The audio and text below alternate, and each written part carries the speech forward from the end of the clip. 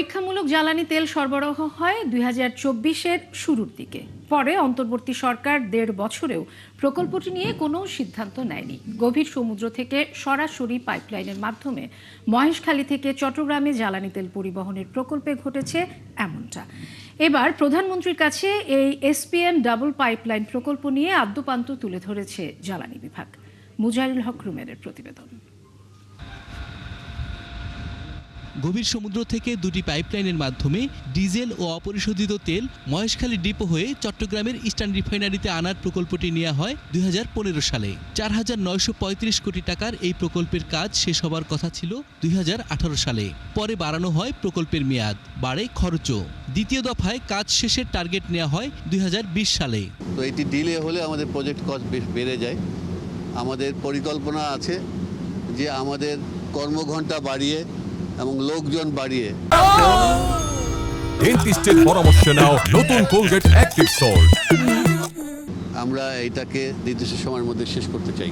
একে একে 4 দফায় বেড়েছে প্রকল্পের মেয়াদ ও খরচ। 2018 সালের জায়গায় কাজ শেষ হয় 2024 সালে, আর ব্যয় দাঁড়ায় 8,341 কোটি টাকা। এসপিএম চালু করা গেলে গভীর সমুদ্র থেকে 48 ঘন্টার মধ্যেই তেল খালাস হবে। বর্তমানে ছোট ছোট জাহাজের মাধ্যমে সময় লাগে প্রায় 12 দিন। বছরে 1000 কোটি টাকার বেশি সাশ্রয় হওয়ার এমন প্রকল্প কেবল পরিচালনার সিদ্ধান্তের অভাবে চালু করতে পারেনি অন্তর্বর্তী সরকার। সম্প্রতি জানতে চাইলে জ্বালানি সচিব জানান, পরিচালনার দায়িত্ব দেওয়ার প্রক্রিয়া চলছে।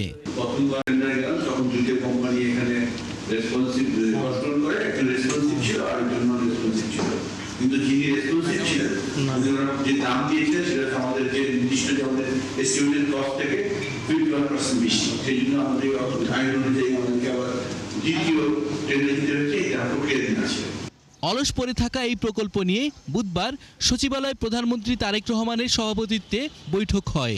এ সময় প্রকল্পটি সম্পর্কে প্রধানমন্ত্রীকে অবহিত করা হয় বলে জানান বিডার চেয়ারম্যান আশিক চৌধুরী। আমরা ওনাকে ব্রিফ করেছি, উনি আসলে আজকে ব্রিফ আমাদেরকে করেনি, উনি শুনেছেন এবং কিছু প্রাইমারি গাইডেন্স দিয়েছেন, যেটাকে আমরা বলি জাতীয় স্বার্থ।